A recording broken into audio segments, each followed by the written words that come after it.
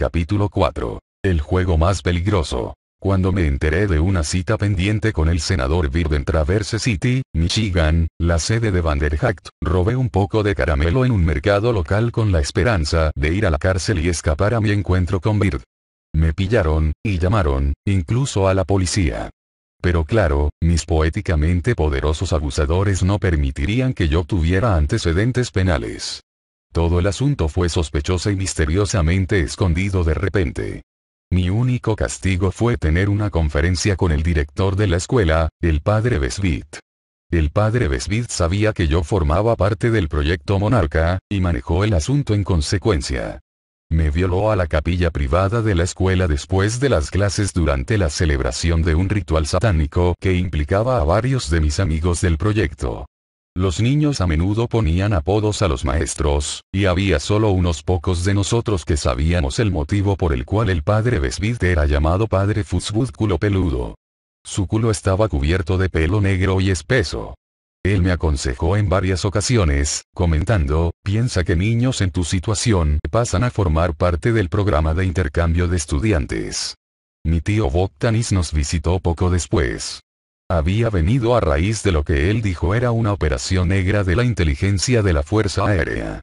Ahora sé cuál es la manera típica de actuar de la CIA, solo contó una historia llena de mentiras aderezadas con un poco de verdad.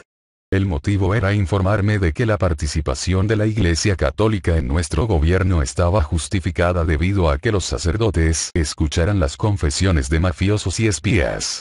También me explicó que el intercambio de estudiantes era una fábrica de espías, que no sin problemas, conseguían los sacerdotes a través de la confesión.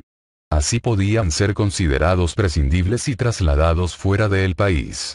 Luego sugirió a mi padre que yo viera inmediatamente al consejero de la escuela, el agente de la CIA Dennis Delaney. Mi padre con entusiasmo me dijo que Delaney era un viejo amigo suyo de la San Francisco, que sabía cómo tratar a los niños como yo. Se hicieron los arreglos para que yo lo viera después de las clases. Delaney comenzó informando de que estaba al corriente de todo y que sabía exactamente lo que yo necesitaba para ponerme de nuevo en marcha.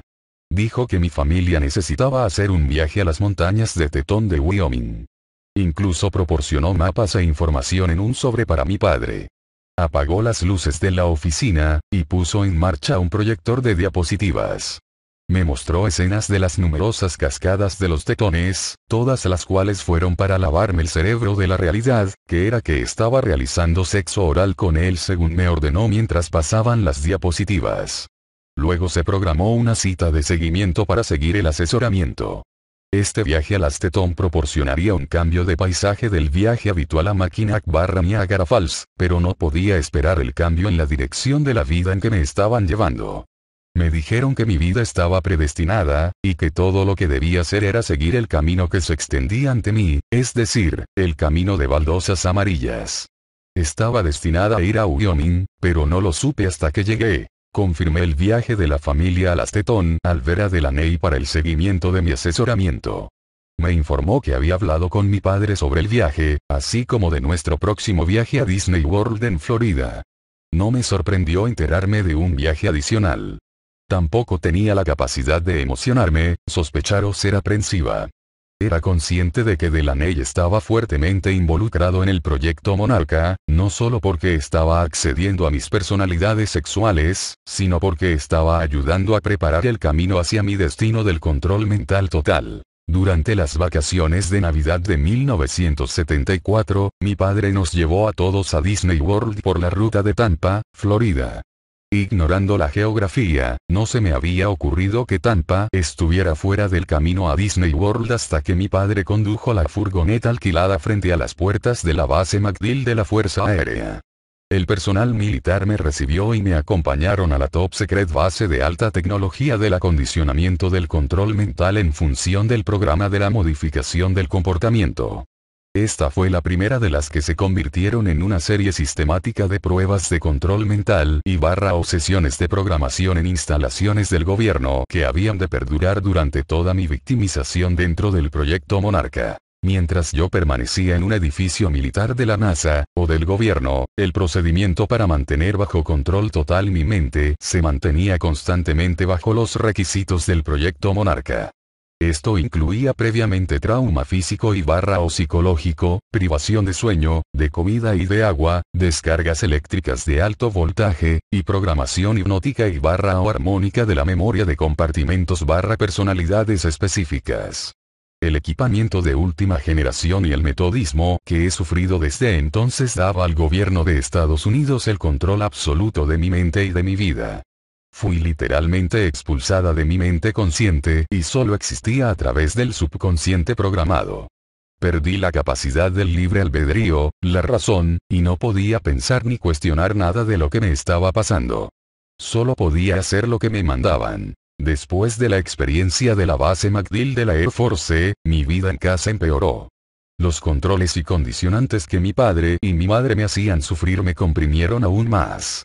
Ya no estaba autorizada a tener contacto con mis propios hermanos y hermanas, solo tenía una hermana más pequeña en ese momento. Esto detuvo los esfuerzos subconscientes para protegerlos de los abusos de mi padre, y me dejó con un desesperado vacío, sufriendo por las relaciones amorosas que previamente había compartido con ellos. Por supuesto, nunca fui capaz de protegerlos más de lo que me podía defender a mí misma o más tarde proteger mi propia hija. Sin embargo, hasta que la programación del gobierno no comenzó, tenía la rutina de hacer de canguro suyo cada noche y los largos paseos que duraban horas eran mi débil intento de mantenerlos fuera del alcance de mis padres. Inconscientemente yo creía que estaba marcando una diferencia. El día que mi hermano pequeño le dijo a mi madre que prefería mi compañía a la suya fue el día en que ya no pude estar cerca de él ni de mis otros hermanos y hermana.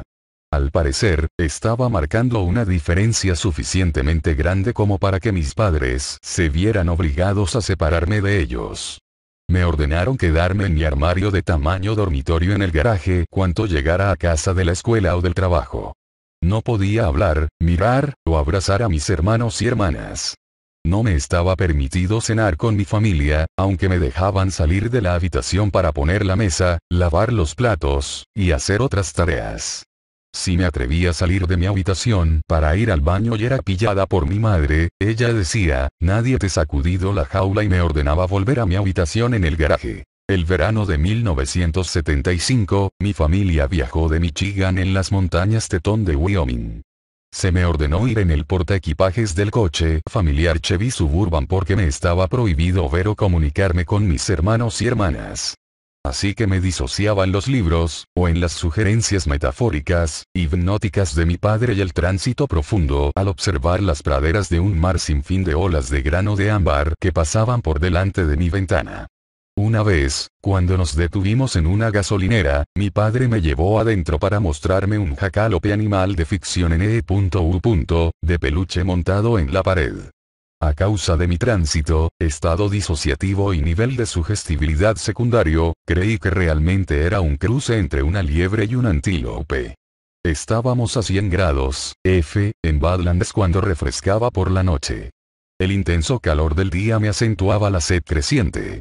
Mi padre me había preparado físicamente para la privación de agua de cara a la intensa tortura y programación que debería soportar en Wyoming. Dick Cheney, entonces jefe del gabinete del presidente Ford en la Casa Blanca, y después secretario de Defensa del presidente George Bush, miembro documentado del esperanzado Council on Foreign Relations, CFR, y presidenciable para el año 1996, era en principio solo el congresista de Wyoming.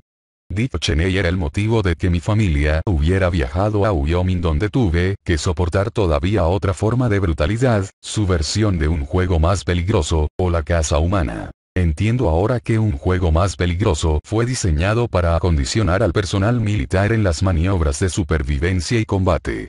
Sin embargo, se utilizó conmigo y otros esclavos que conozco como medio de condicionar aún más la mente en la realización de que no hay dónde esconderse, así como la de traumatizar a la víctima de tanta programación. Mi experiencia a lo largo de los años me enseñó que un juego más peligroso tenía numerosas variaciones sobre el tema principal de ser desnudado y soltado en medio de la naturaleza, mientras eras perseguido por hombres y perros.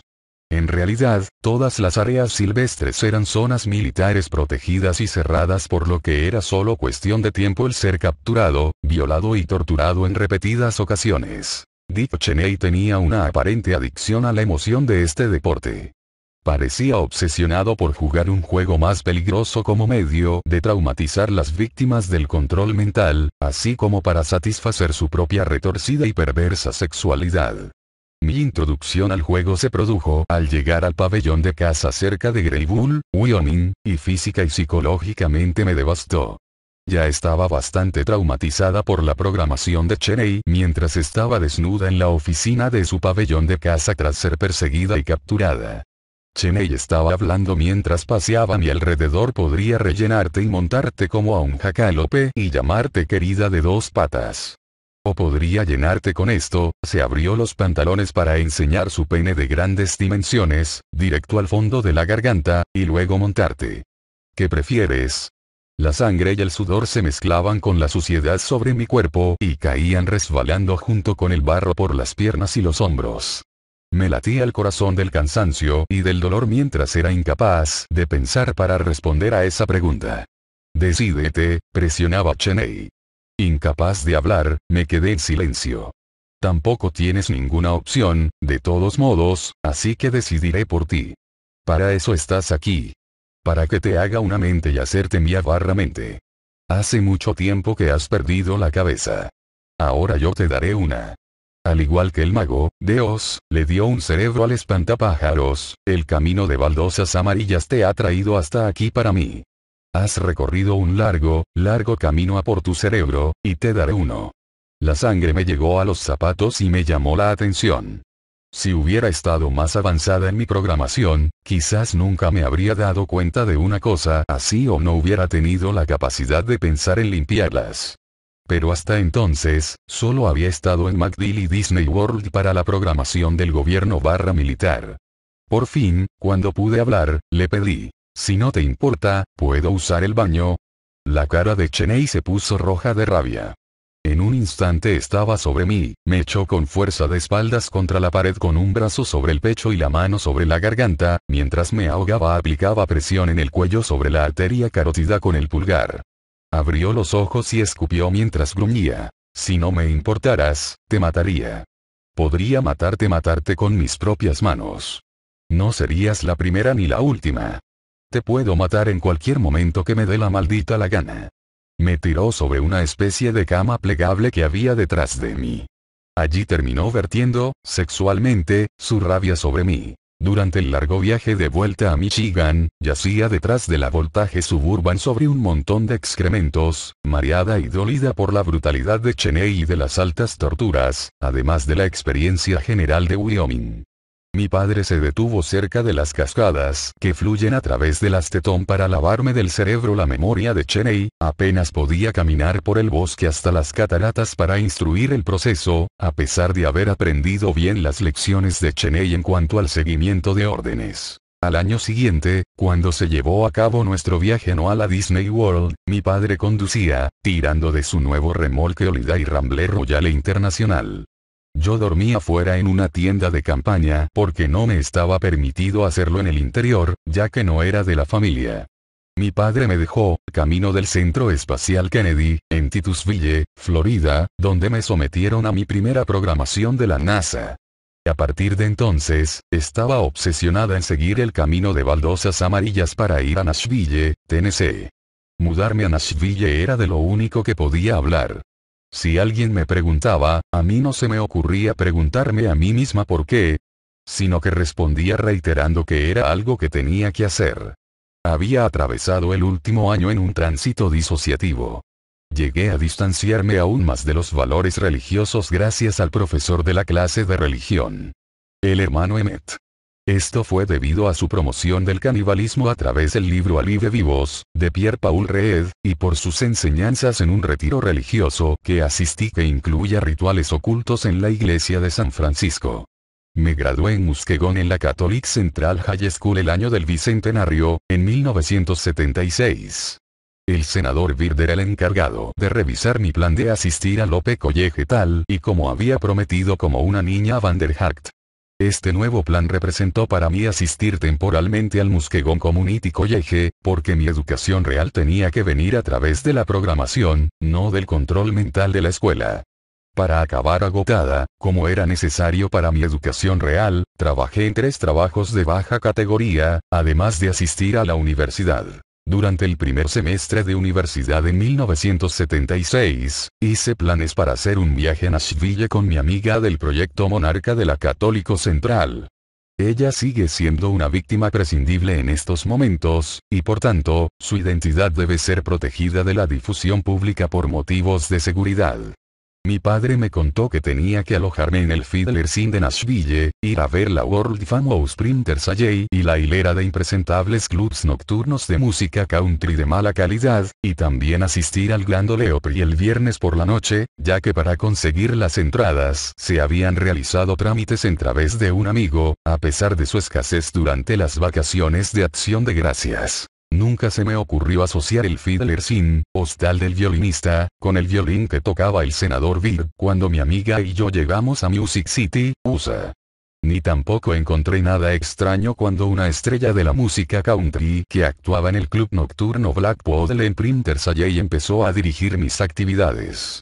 A mi amiga y mí nos proporcionaban pases gratuitos para el Black Poodle e incluso nos animaban a volver cada noche, donde estaban tocando el actor y agente de la CIA Jack Greene y su banda Desperado. Durante los descansos, Greene y su banda se sentaban con mi amiga y conmigo para manipular nuestras sugestionables mentes. Me decían que mi destino era haber conocido al miembro de la banda, Wayne Cox, que había sido entrenado para operaciones paramilitares mercenarias por el senador de Estados Unidos de Luisiana, J. Bennett Johnston. Pronto supe que todos los asociados con Greene habían participado en operaciones del Freedom Train de la CIA. Cuando le dije a Greene que mi amiga y yo no volveríamos esa noche porque iríamos al Grand Ole Opry, nos dijo que él estaría trabajando en el Opry esa misma noche. Hizo los arreglos para que pudiéramos verle detrás del escenario inmediatamente después de su actuación. Había hablado con el guardia de seguridad del Opry, el teniente de la Policía Metropolitana de Nashville Bob Essel, que era un buen amigo suyo y que nos dejaría entrar. En el Opry, mi amiga y yo nos sentamos entre el público viendo cómo Jack Greene presentaba a su invitado especial, el senador de los Estados Unidos, Robert C. Byrd. Al ver a Byrd, entré en un precondicionado trance profundo y automáticamente seguí las propuestas según las instrucciones de Greene. Una vez detrás del escenario, Greene señaló hacia su camerino, que compartía con el senador Byrd, y me ordenó entrar. Mi personalidad que se había sentado entre el público, había percibido a Byrd como un artista y no pudo, o no quiso pensar más allá. Pero cuando entré en el camerino y vi a Byrd sentado, reflejando vanidad y en calzoncillos, cambié a la personalidad de la niña que la había conocido como senador de los Estados Unidos en Mackinac Island desde los 13 años, y respondí sexualmente. Luego, Byrd me reclamó como suya, me dijo con entusiasmo que quería que fuera siempre su pequeña bruja. Pronto me di cuenta de la enormidad de este comunicado. El miembro de la banda de Jack Greene, Wayne Cox, me dijo después que tocar en el Opry en apoyo del senador Byrd no era la única manera en que le había apoyado. También le había apoyado políticamente y en las operaciones del Tren de la Libertad. Cox hizo entonces por modo de que mi amiga y yo nos quedáramos el resto del viaje en su remolque hasta Hendersonville, Tennessee. No había más remedio que obedecer. La siguiente noche, después de que Jack Greene terminara su show en el Black Poodle, el Caniche Negro, nos tenían que llevar a mi amiga y a mí a un After Hours, el Demon S. Den. Allí, Cox nos tenía que recoger y llevarnos a Hendersonville. En vez de eso, nos colaron una droga y dimos una vuelta por la Union Station, de Nashville que entonces era una estación de tren abandonada, donde supuestamente el único tren que seguía funcionando era el Tren de la Libertad. El frustrado cultivo de la superstición católica del senador Byrd, a través de mi escolarización debería haber maximizado el impacto del ritual oculto al que estuve sometida en la torre de piedra y pizarra de finales de siglo de la estación de tren. Pero el dolor y el horror fueron bastante efectivos en sí mismos, incluso sin adherirme a la superstición para producir los resultados deseados de rotura de la mente. Cox nos llevó a mi amiga y a mí a hacer un tour linterna a través de los escombros de la Union Station, hasta que llegamos donde había un sin techo durmiendo en el suelo. Cox me ordenó dar el beso del adiós al indigente del ferrocarril y luego le disparó entre los ojos, mientras yo estaba todavía solo a unos centímetros de él. Después utilizó un machete para cortar las manos del hombre, que puso en una bolsa de plástico con cierre, C-Block. Después nos llevaron por las maltrechas escaleras hasta la parte más baja de la estación anterior. Allí Jack D.N., y los miembros de su banda, y otros vestidos con túnicas negras, se reunieron alrededor de un altar de cuero negro en una habitación iluminada con velas y forrada con cortinas de terciopelo rojo. En un total estado de shock, me colocaron en el altar y fui víctima de violación y tortura mientras los participantes se entregaban al sexo, la sangre y el canibalismo ritual. Al día siguiente me desperté en el sofá de Cox, vagamente consciente de que había sufrido una pesadilla. Nada más levantarme, me desmayé por la pérdida de sangre. Sangraba profusamente por la vagina. Era todo lo que podía hacer para preparar el volver conduciendo hasta Michigan, y mi amiga ciertamente no tenía un marco mental estable para ayudar. No sabía qué me había pasado, ni era capaz de cuestionarlo. Tenía una nueva obsesión en la cabeza. En el ritual había sido programada para ir a Nashville y casarme con Cox, según las órdenes del senador Byrd. De vuelta a Michigan, anuncié a mis padres que me iba a Nashville a casarme con Cox, ya que tal era la predestinación. Lo que no me dijeron era que mi padre me acababa literalmente de vender al senador Byrd a cambio de lucrativos contratos militares, que lo convirtieron en millonario de la noche a la mañana, un millonario con un sexto grado y con la educación de un niño perverso, aprovechado criminal, inmune a la persecución, trabajando como agente de la CIA del gobierno de E.U. Este estremecedor ritual oculto de la mente, que sufría en Nashville, marcó una nueva vida de riqueza y prestigio para mi blanco padre y a mí me empujó hacia una nueva fase de mi tortuosa existencia, y no tuve ningún tipo de opción en todo esto.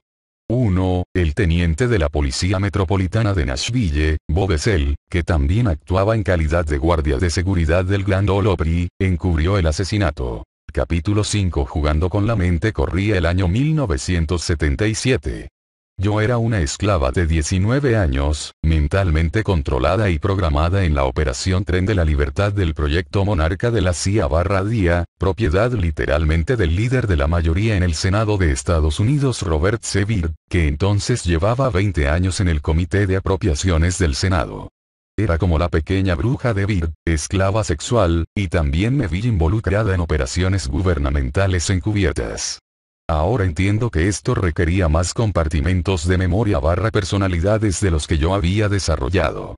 Por lo tanto, una razón más para el demoledor ritual oculto de la mente, y mi predestinado matrimonio con Cox. En la estructura típica del proyecto Monarca, Byrd fue mi dueño y el controlador de mi vida, mientras que Cox se convirtió en mi principal controlador, y siguió las órdenes de Byrd para asegurarse de que yo estuviera en los lugares y acontecimientos clave en los tiempos señalados, y para mantenerme bajo control mental. Cox, al parecer, no cobró en efectivo por su papel como hizo mi padre. En su caso, tenía que seguir las órdenes o sería procesado por distribución de drogas y por ser el asesino en serie oculto que era y todavía es. La función principal de Cox era hacer añicos todavía más mi mente por medio de la mayor abolición de trauma oculto, así como de ser el padre de mi hija, Kelly, que se crió en base a los estudios genéticos de control mental del Proyecto Monarca. Me mudé a Nashville, según las órdenes, para casarme con Cox, quien me retuvo en los bosques perdidos del pantano de su ciudad natal Chatham, Louisiana, durante meses para una traumatización oculta. Cox había sido educado en la brujería por su madre, y la verdad es que la deseaba sexual y ritualmente. Juntos me sometieron a sus creencias, que incluían el equivalente a una versión del debilitamiento del control mental utilizado por las brujas durante siglos, ancladas en la superstición en vez de en un hecho científico. Estas creencias supersticiosas aparentemente entraban en conflicto con el entrenamiento para mercenarios que Cox había recibido hasta el punto de que su arrebato de asesinar estaba totalmente fuera de control.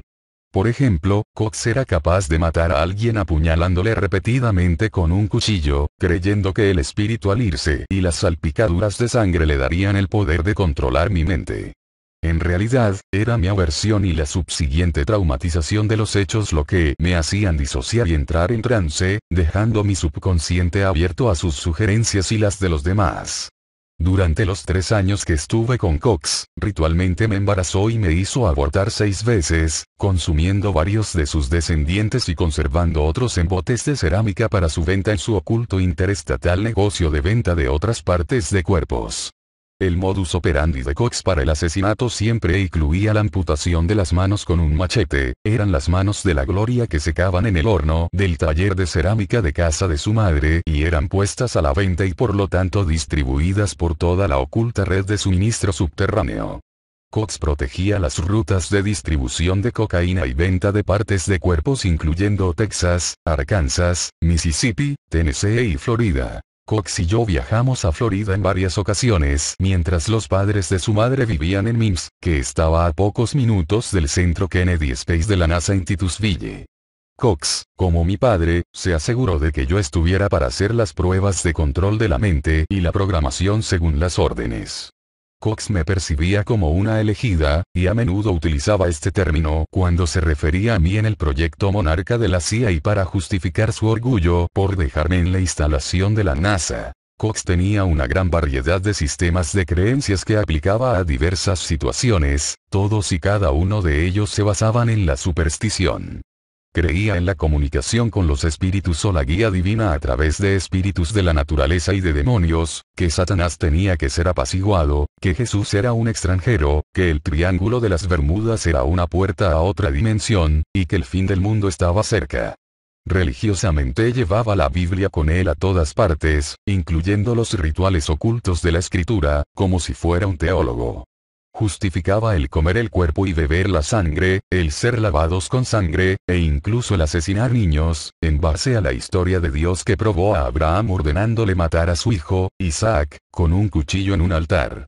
Jim Jones fue uno de los ídolos de Cox, como Charlie Manson, él consideraba la masacre de Jonestown un buen ejemplo del poder del control mental, CIA.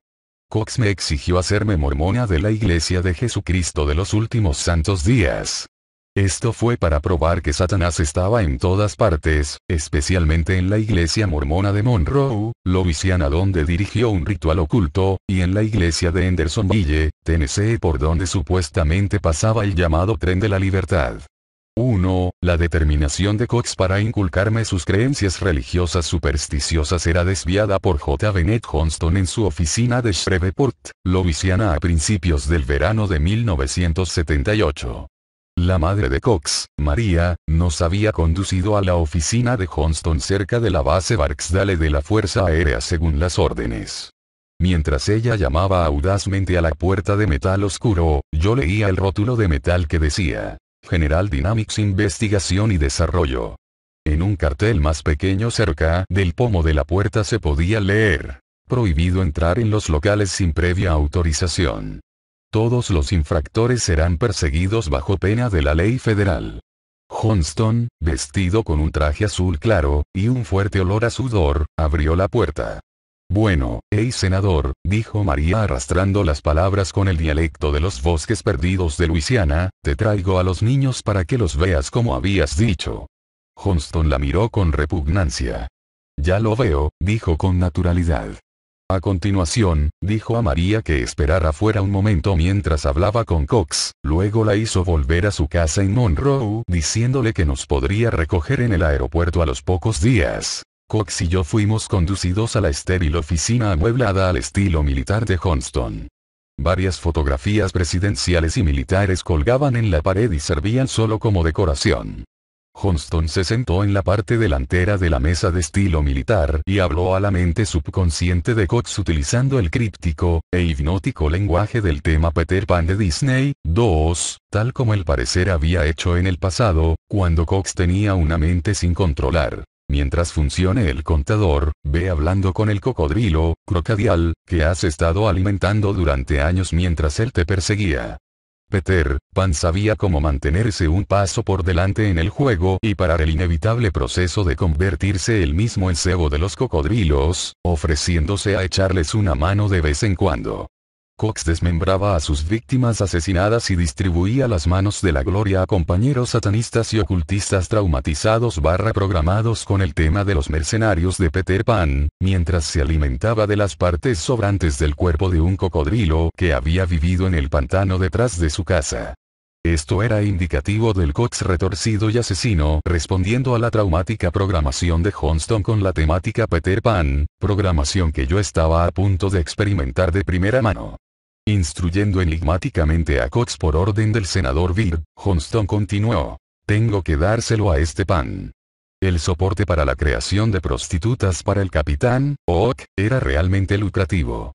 A propósito de la creación de prostitutas, Byrd me dijo que cambiar un poco la rutina de manipulación en un tema que te es ajeno te podría resultar lucrativo. Revelando su intención de asegurar el control de la programación de mi mente militar, Johnston le dijo: ahora estableceré una pequeña base y un conjunto de normas para la cuenta atrás. Luego la enviaré a ponerla en marcha para ti, y este será tu trabajo para el hombre de la nave de allí.